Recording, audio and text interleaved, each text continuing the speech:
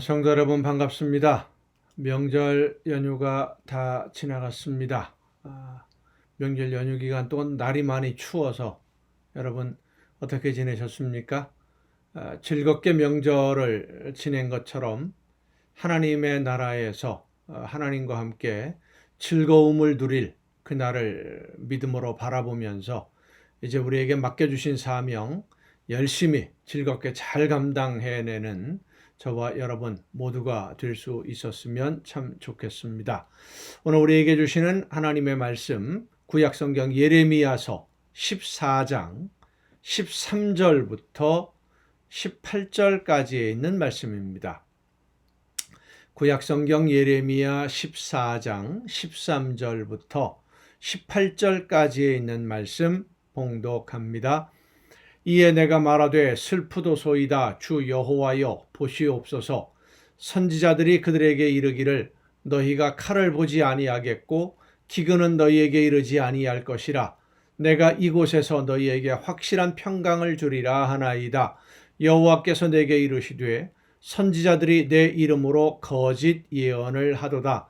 나는 그들을 보내지 아니하였고 그들에게 명령하거나 이르지 아니하였거늘 그들이 거짓 계시와 점술과 헛된 것과 자기 마음의 거짓으로 너희에게 예언하는도다. 그러므로 내가 보내지 아니하였어도 내 이름으로 예언하여 이르기를 칼과 기근이 이 땅에 이르지 아니하리라 하는 선지자들에 대하여 여호와께서 이와 같이 말씀하셨노라. 그 선지자들은 칼과 기근에 멸망할 것이요 그들의 예언을 받은 백성은 기근과 칼로 말미암아 예루살렘 거리에 던짐을 당할 것인즉 그들을 장사할 자가 없을 것이요 그들의 아내와 아들과 딸이 그렇게 되리니 이는 내가 그들의 악을 그 위에 부음이니라. 너는 이 말로 그들에게 이르라. 내 눈이 밤낮으로 그치지 아니하고 눈물을 흘리리니 이는 처녀딸 내 백성이 큰 파멸 중한 상처로 말미암아 망함이라. 내가 들에 나간즉 칼에 죽은 자요 내가 성읍에 들어간즉 기근으로 병든 자며 선지자나 제사장이나 알지 못하는 땅으로 두루 다니는도다. 아멘. 여러분은 누가 여러분에게 어떤 일에 대해서 여러분이 고민하거나 계획하는 일에 대해서 이야기를 할 때에 잘 된다, 잘 될 것이다 라고 하는 이야기를 듣는 것이 좋겠습니까? 좀 어렵다, 그렇게 하면 안 된다, 힘들다, 망한다 이런 이야기를 듣는 것이 좋습니까? 두 가지 소식이 있는데 한 가지는 나쁜 소식이고 내가 어려움을 겪는다고 하는 그런 소식이고 한 가지는 좋은 소식, 내가 잘되고 복되고 내가 원하는 것보다 더 좋은 선물을 얻게 된다는 그런 소식 둘 중에 하나만 들어야 된다고 한다면 여러분은 어떤 소식을 듣는 것이 좋을 것 같습니까? 사람은 누구나 다 좋은 소식 듣기를 원합니다. 잘 될 거다. 잘 되고 있다. 그리고 앞으로 좋은 열매를 거두게 될 것이다. 이런 이야기를 듣고 싶어 하지요. 그러나 우리는 좋지 않은 소식이라도 나에게 말씀하시는 하나님의 음성을 들어야 생명을 건질 수 있다는 사실을 잊지 말아야 됩니다. 말씀을 들어야 할 사람들이 무엇을 듣고 싶어 하는지 알고 있으면 본인들이 원하는 것이 무엇인지를 분명히 알면 말씀을 전하기가 참 어려워질 때가 있습니다. 듣기를 원하는 말과 전해야 하는 말이 방향이 또 전혀 다르다면 더 힘들죠. 오늘 본문에도 보면 다른 선지자들, 그러니까 예레미야를 제외한 다른 선지자들은 그 어려운 시련, 바벨론, 아수르, 이집트 이런 나라들의 여러 공격에서 혼란 속에 빠져 있는 백성들에게 뭐라고 예언을 했느냐 하면 하나님이 지켜주셔서 잠시 후면 이 모든 환란이 끝날 것이라고 자신 있게 선포를 했습니다. 그런데 하나님은 예레미야에게 뭐라고 전하라고 말씀하시느냐 하면 그렇게 쉽게 끝나지 않는다. 전쟁에 질 것이고 포로로 끌려갈 것이고 완전히 망하게 될 거다. 이렇게 전하라고 하는 겁니다. 예레미야가 전하는 하나님의 말씀과 예레미야를 제외한 다른 선지자라고 하는 사람들이 전하는 말씀이 똑같이 하나님의 이름으로 하나님의 말씀이라고 선포되는데 내용은 전혀 달랐어요. 그 전혀 다른 내용들에 대해서 하나님이 이렇게 말씀하십니다. 나는 그들을 보낸 적이 없다. 명령한 적도 없고 그렇게 전하라고 지시한 적도 없다. 자기들의 생각으로 그렇게 하고 있는 것이다. 예레미야는 하나님의 말씀을 듣고 전하는 선지자였습니다. 하지만 백성들은 예레미야가 전하는 말보다 자기들이 잘 될 거다, 문제가 해결될 것이라고 이야기하는 거짓 선지자들의 이야기에 더 귀를 기울였습니다. 들어야 할 것을 듣지 않고 듣지 말아야 될 것을 듣는 이런 백성들 때문에 예레미야는 더 큰 어려움에 빠집니다. 다른 선지자는 다 잘 될 거라고 하는데 왜 너만 안 된다고 하느냐? 예레미야에게 항의했고 비난했고 조롱을 했고 심지어는 핍박을 합니다. 다른 선지자들의 비웃음도 역시 예레미야는 견디기 어려웠습니다. 좀 더 쉽게 편하게 일할 수 있는데 그리 유별나게 할 필요가 있느냐? 적당히 타협해도 되지 않겠느냐? 권유하기도 합니다. 예레미야 당신 혼자 그렇게 외쳐보아야 이 나라의 역사는 바뀌지 않고 듣는 사람도 없는데 뭘 그리 목숨 걸고 외치려고 하느냐? 이제 그만 단념하라. 회유하기도 합니다. 하지만 예레미야는 끝까지 혼자서 열심히 외칩니다. 하나님이 말씀을 전하라고 하셨기 때문에 하나님이 말씀하시는 그 뜻을 알고 있었기 때문에 전했던 것입니다. 듣기 좋은 말을 하는 것이 백성들에게 유익이 되지 않는다는 것을 예레미야는 알았습니다. 지금 당장은 듣기 좋은 것 같아도 그 말들이 거짓임이 드러날 것이기 때문에 얼마 가지 않아서 거짓말이었다. 그럼 하나님의 이름이 땅에 떨어지는 거 아니겠습니까? 하나님이 거짓말한 것처럼 되니까. 그래서 예레미야는 더 전하는 겁니다. 그것은 하나님이 원하시는 것이 아니다. 진실을 알려줄 책임이 있었기 때문에. 성도 여러분, 여러분은 어떻습니까? 어떤 이야기, 하나님의 말씀 듣기를 원하십니까? 듣기 좋은 말보다는 영혼을 살리는 말에 귀를 기울이실 수 있기를 바랍니다. 듣기 싫어도 하나님의 말씀을 듣고 성령의 역사하심을 통해 나에게 깨우쳐 주시고 깨달음을 주시고 마음에 찔림을 주시고 감동을 주시는 하나님의 말씀을 듣고 순종해야만 우리의 영혼이 삽니다. 그리고 그 말씀에 순종할 때에 아름다운 열매가 맺혀지게 되는 것이고 합력해서 선한 길로 하나님은 우리의 걸음을 인도해 주실 줄로 믿습니다. 기도하시겠습니다. 크신 은혜와 사랑으로 연약한 저희들을 사랑으로 인도해 주시는 아버지 하나님, 하나님의 나라를 바라보며 오늘을 살 수 있도록 연약한 저희들을 인도해 주심에 감사를 드립니다. 듣기 좋은 말이 아니라 나에게 말씀해 주시는 하나님의 말씀에 귀를 기울여 듣고 그 말씀에 순종함으로 하나님이 원하시는 열매가 풍성해지는 우리 모두가 되게 하여 주시옵소서. 이 모든 말씀을 예수님의 이름으로 기도하옵나이다. 아멘.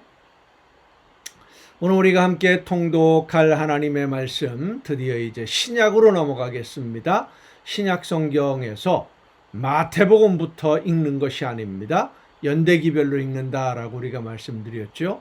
제일 먼저 연대가 제일 먼저 기록되어졌다라고 성서신학자들이 이야기하는 누가복음부터 읽겠습니다.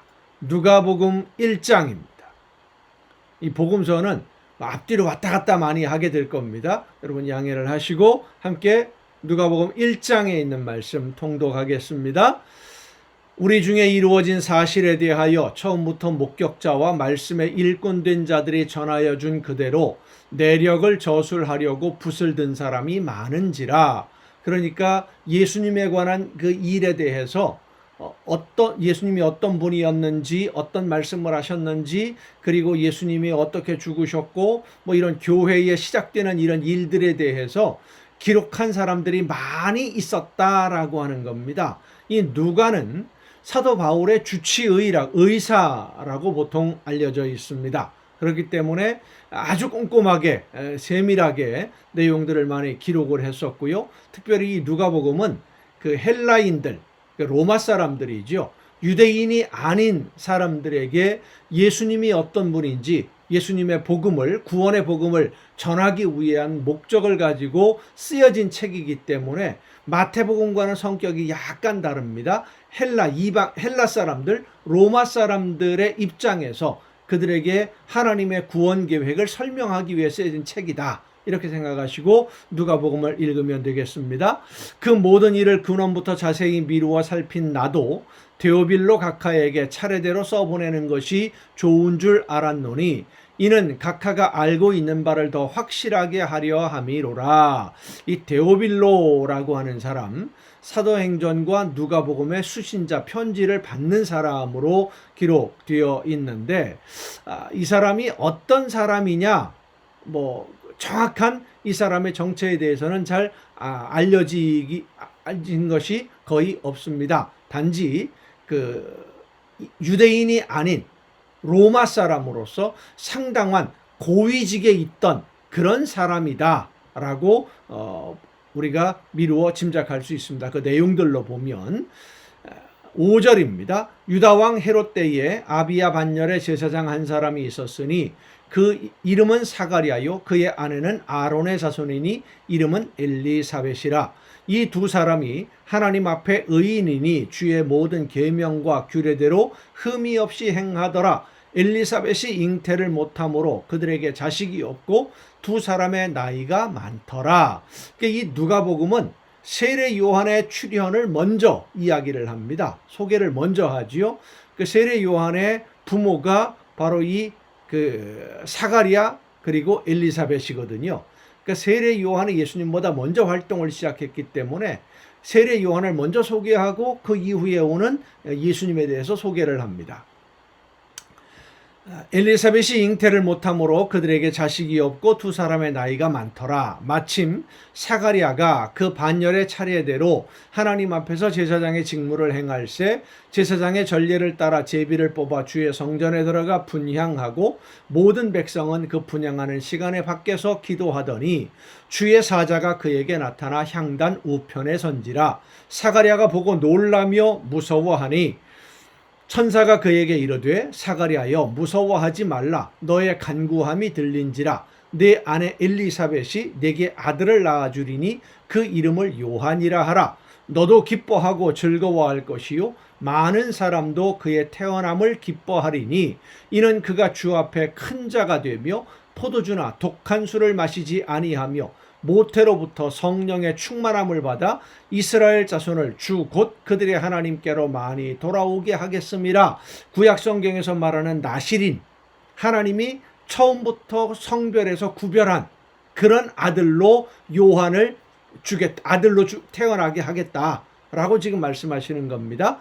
그가 또 엘리야의 심령과 능력으로 주 앞에 먼저 와서 아버지의 마음을 자식에게 거스르는 자를 의인의 슬기에 돌아오게 하고 주를 위하여 세운 백성을 준비하리라. 사가랴가 천사에게 이르되 내가 이것을 어떻게 알리요? 내가 늙고 아내도 나이가 많으니이다. 천사가 대답하여 이르되 나는 하나님 앞에 서 있는 가브리엘이라. 이 좋은 소식을 전하여 내게 말하라고 보내심을 받았노라. 보라, 이 일이 되는 날까지 내가 말 못하는 자가 되어 능히 말을 못하리니 이는 내가 내 말을 믿지 아니함이거니와 때가 이르면 내 말이 이루어지리라 하더라. 백성들이 사가랴를 기다리며 그가 성전 안에서 지체함을 이상히 여기더라. 그가 나와서 그들에게 말을 못하니 백성들이 그가 성전 안에서 환상을 본 줄 알았더라. 그가 몸짓으로 뜻을 표시하며 그냥 말 못하는 대로 있더니 그 직모의 날이 다 되매 집으로 돌아가니라. 그 이후에 그의 아내 엘리사벳이 잉태하고 5달 동안 숨어 있으며 이르되 주께서 나를 돌보시는 날에 사람들 앞에서 내 부끄러움을 없게 하시려고 이렇게 행하심이라 하더라. 6째 달에, 그러니까 이 세례 요한 사가랴에게 나타났던 천사가 세례 요한의 잉태됨을 이야기한 지 6째 달에 6개월이 지난 후에라는 뜻입니다.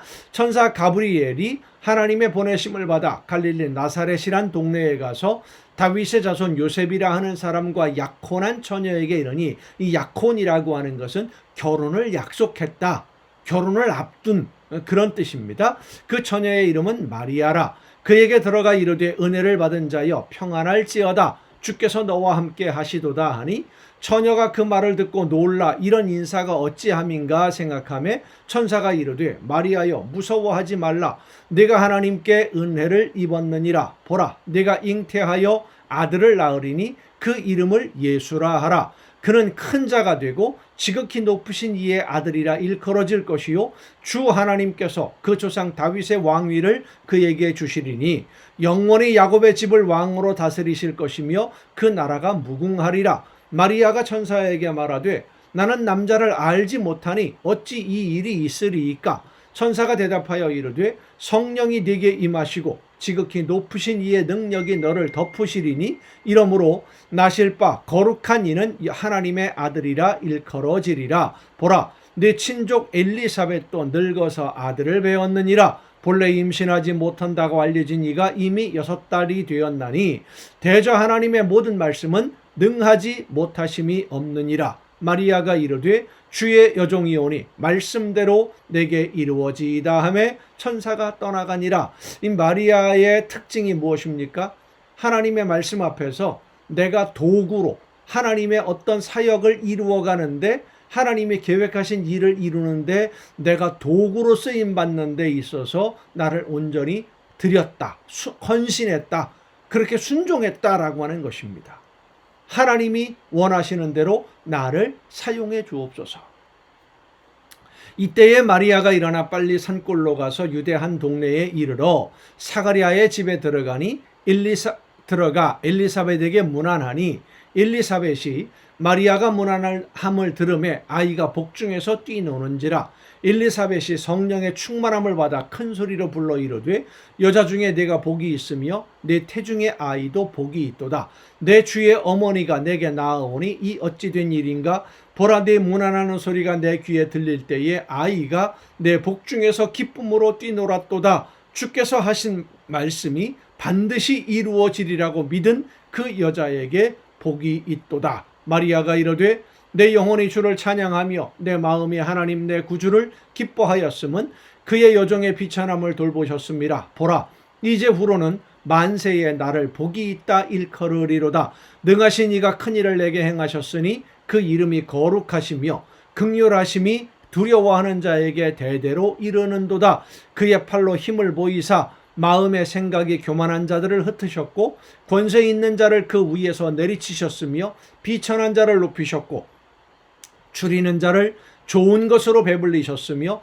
부자는 빈손으로 보내셨도다. 그 종 이스라엘을 도우사 긍휼히 여기시고 기억하시되 우리 조상에게 말씀하신 것과 같이 아브라함과 그 자손에게 영원히 하시리로다 하니라. 마리아가 6달쯤 함께 있다가 집으로 돌아가니라. 엘리사벳이 해산할 기한이 차서 아들을 낳으니 이웃과 친족이 주께서 그를 크게 긍휼히 여기심을 듣고 함께 즐거워하더라. 8일이 되매 아이를 할례하러 와서 그 아버지의 이름을 따라 사가랴라 하고자 하더니 그 어머니가 대답하여 이르되 아니라 요한이라 할 것이라 하매 그들이 이르되 내 친족 중에 이 이름으로 이름한 이가 없다 하고 그의 아버지께 몸짓하여 무엇으로 이름을 지으려 하는가 물으니 그가 서판을 달라 하여 그 이름을 요한이라 쓰매 다 놀랍게 여기더라. 이에 그 입이 곧 열리고 혀가 풀리며 말을 하여 하나님을 찬송하니 그 근처에 사는 자가 다 두려워하고 이 모든 말이 온 유대 산골에 두루 퍼짐에 듣는 사람이 다 이 말을 마음에 두며 이르되 이 아이가 장차 어찌 될까 하니 이는 주의 손이 그와 함께 하심이러라. 그 붙인 사가랴가 성령의 충만함을 받아 예언하여 이르되 찬송하리로다. 주 이스라엘의 하나님이여 그 백성을 돌보사 속량하시며 우리를 위하여 구원의 뿔을 그 종 다윗의 집에 일으키셨으니 이것은 주께서 예로부터 거룩한 선지자의 입으로 말씀하신 바와 같이 우리 원수에게서와 우리를 미워하는 모든 자의 손에서 구원하시는 일이라. 우리 조상을 긍휼히 여기시며 그 거룩한 언약을 기억하셨으니 곧 우리 조상 아브라함에게 하신 맹세라. 우리가 원수의 손에서 건지심을 받고 종일토록 주의 앞에서 성결과 의로 두려움이 없이 섬기게 하리라 하셨도다. 이 아이여 내가 지극히 높으신 이의 선지자라 일컬음을 받고 주 앞에 앞서가서 그 길을 준비하여 주의 백성으로 그 죄사함으로 말미암는 구원을 알게 하리니 이는 우리 하나님의 긍휼로 인함이라. 이로써 돋는 해가 위로부터 우리에게 임하여 어둠과 죽음의 그늘에 앉은 자에게 비치고 우리 발을 평강의 길로 인도하시리로다 하니라. 아이가 자라며 심령이 강하여지며 이스라엘에게 나타나는 날까지 빈 들에 있으니라. 그러니까 이 누가복음에서 누가가 이야기하고 싶었던 것은 유대인들만을 위한 구원자 메시아가 아니라 하나님이 온 인류를 구원하시기 위해서 이런 세례 요한을 또 준비하시고 그 이후에 오는 예수님을 통해서 모든 사람들을 하나님 앞으로 인도하기 위한 하나님의 자녀로 삼기 위한 이 계획을 하나님이 실현하셨다라는 것을 지금 설명하는 그런 과정입니다. 요한복음에 있는 말씀으로 넘어가겠습니다. 요한복음 1장입니다. 요한복음 1장 1절부터 함께 통독하십니다. 14절까지 우리가 함께 통독하겠습니다. 태초에 말씀이 계시니라. 이 말씀이 하나님과 함께 계셨으니 이 말씀은 곧 하나님이시니라. 그가 태초에 하나님과 함께 계셨고 만물이 그로 말미암아 지은 바 되었으니 지은 것이 하나도 그가 없이는 된 것이 없느니라. 그 안에 생명이 있었으니 이 생명은 사람들의 빛이라. 빛이 어둠에 빛이 돼 어둠이 깨닫지 못하더라. 하나님께로부터 보내심을 받은 사람이 있으니 그의 이름은 요한이라. 그가 증언하러 왔으니 곧 빛에 대하여 증언하고 모든 사람이 자기로 말미암아 믿게 하려 함이라. 이 요한이 사가랴의 아들 그 요한입니다. 그는 이 빛이 아니요 이 빛에 대하여 증언하러 온 자라. 참빛 곧 세상에 와서 각 사람에게 비추는 빛이 있었나니 그가 세상에 계셨으며 세상은 그로 말미암아 지은 바 되었으되 세상이 그를 알지 못하였고 자기 땅에 오매 자기 백성이 영접하지 아니하였으나 영접하는 자 곧 그 이름을 믿는 자들에게는 하나님의 자녀가 되는 권세를 주셨으니 이는 혈통으로나 육정으로나 사람의 뜻으로 나지 아니하고 오직 하나님께로부터 난 자들이니라. 말씀이 육신이 되어 우리 가운데 거하심에 우리가 그의 영광을 보니 아버지의 독생자의 영광이요 은혜와 진리가 충만하더라. 아멘.